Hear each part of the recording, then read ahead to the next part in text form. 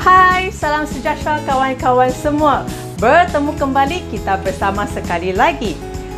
Seperti anda lihat, saya berpakaian seperti pakaian pejabat kan? Ya, saya baru balik dari office dan kebetulan anak-anak saya cakap mereka nak makan butter cake untuk sarapan esok. Jadi, hari ini saya nak kongsikan satu resepi butter cake yang sungguh senang, cukup ringkas dan cukup cepat untuk disediakan. Resepi butter cake ini juga sangat-sangat dekat di hati saya sebab resepi ini saya makan dari kecil sampai saya besar dan disediakan oleh arwah nenek saya. Dan resepi ini jugalah resepi yang diberikan kepada saya dari arwah nenek saya juga. Jadi hari ini saya ingin kongsikan dengan anda semua di sana resepi butter cake istimewa saya. Okey, mari kita tengok bahan-bahan penyediaannya. Bahan-bahan untuk butter cake kita ialah tepung gandum, mentega, gula, telur, susu, esen vanila dan baking powder.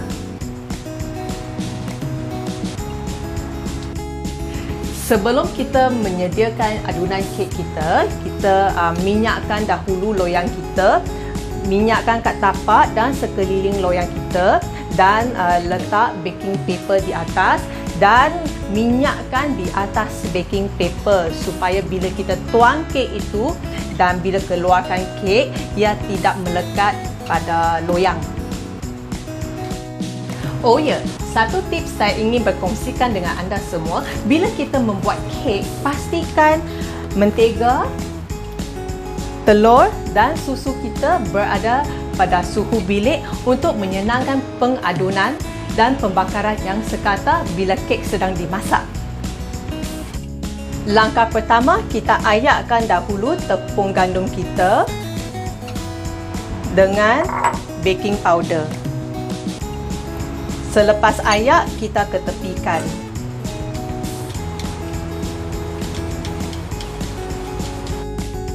Masukkan mentega ke dalam mangkuk.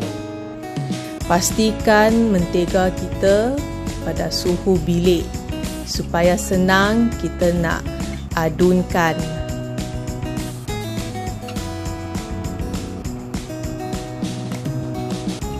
Sekarang kita masukkan gula dan pukul sampai sebati.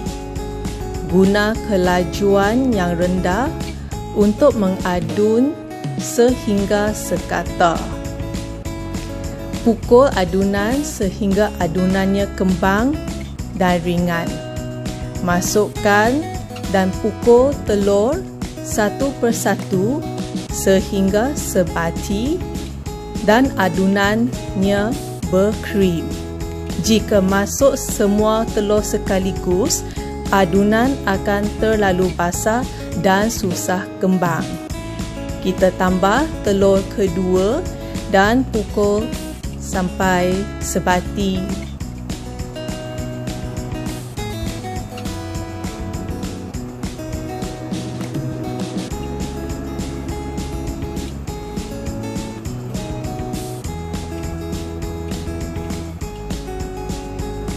Adunannya akan perlahan-lahan tukar warna.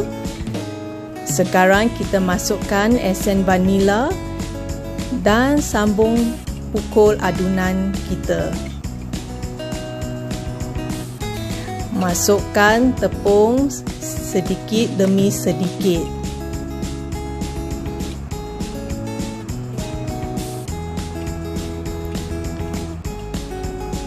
Ini akan pastikan tepung kita digaul sebati dengan adunan.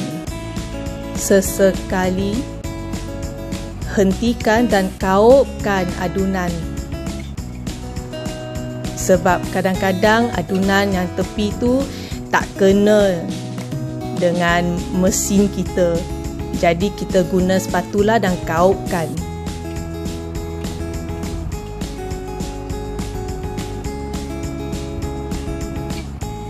Sambung pukul adunan kita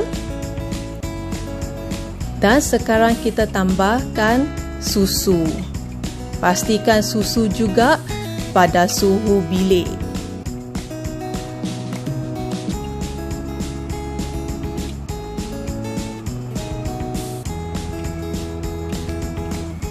Kita tambah lagi sedikit tepung dan kita gaulkan. Ini adalah supaya adunan kita kembang cantik.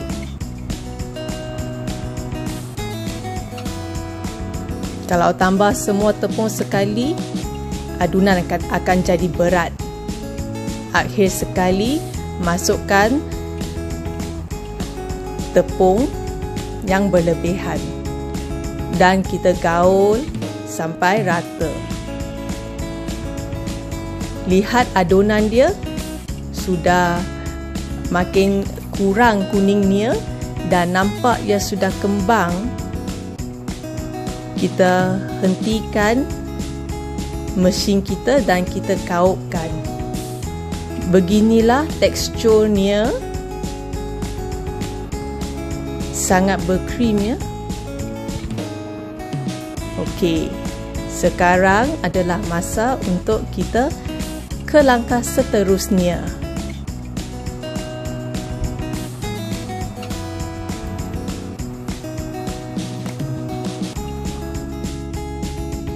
Masuk.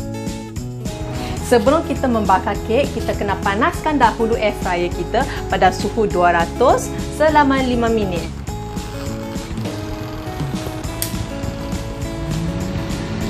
Sementara AF kita tengah dipanaskan, kita minyakkan dahulu aluminium foil kita. Bahagian kilat akan kena pada kek kita ya. Bahagian kilat itu menghadap ke dalam. Kita akan minyakkan supaya bila kek kita kembang, dia tak akan lekat pada kek kita.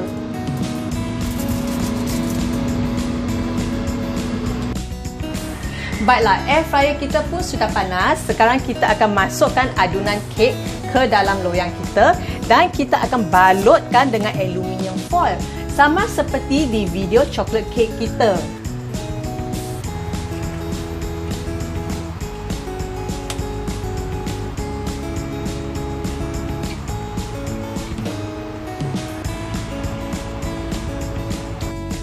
Ratakan adunan dengan spatula kita, tolak-tolak adunan ke tepi. Adunan kita pun sudah diratakan. Sekarang kita akan balut dengan aluminium foil. Kita pun sudah balut dengan aluminium foil dan tebuk lubang guna garpu ya, supaya kek kita senang nak bernafas. Kita akan masukkan kek kita ke dalam air fryer.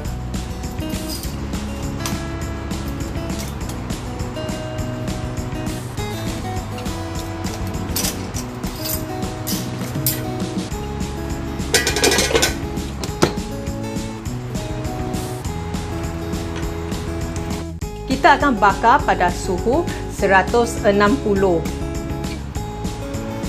selama 30 minit.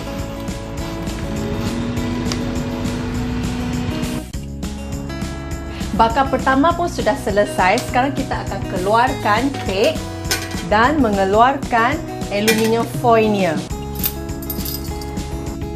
Okey, kita dah buka aluminium foilnya. Sekarang kita masukkan balik kek ke dalam air fryer. Kek kita akan dibakar untuk kali kedua ya.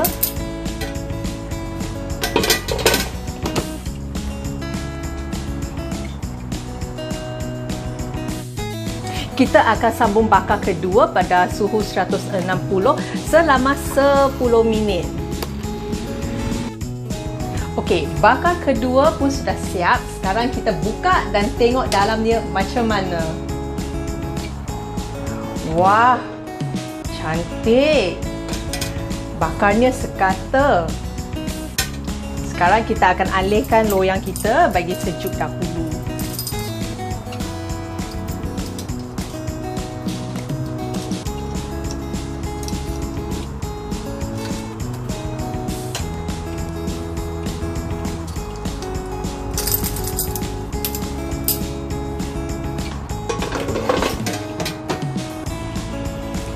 Boleh lihat atasnya bakar dengan sekata, warna pun keperang-perangan. Dan kita akan rehatkan loyang kita selama 15 minit sampai sejuk.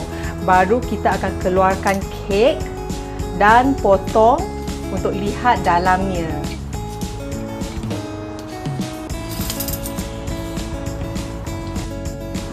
Kita akan test sama ada dalamnya sudah masak ke belum. Kita akan cucuk. Kalau garpu ataupun batang lidi kita keluar elok tanpa ada apa-apa sisa, maksudnya dalam dia sudah masak. Sekarang kita biarkan kek kita sejuk.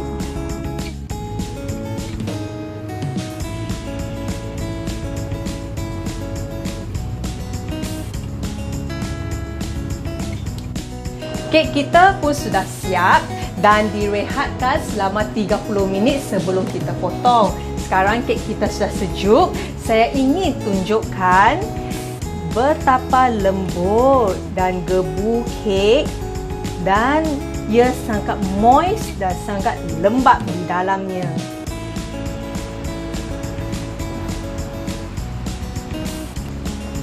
Sekarang masa untuk kita mencubanya.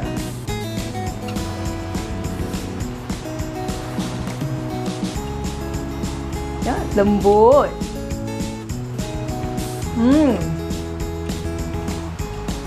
Sangat sedap.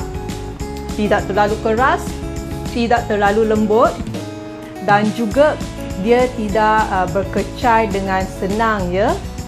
Tengok, dia tak berkecai dengan senang. Dan dia juga ada permukaan keras yang sekata. Permukaan dia bakar dengan sekata. So, kek ni sedap dimakan begitu sahaja, ataupun anda suka boleh tambah whipping cream, ice cream atau perkenalkan dengan secawan kopi O panas. Okey, saya harap anda semua bolehlah mencuba resepi kali ini dan sehingga kita bertemu lagi. Bye.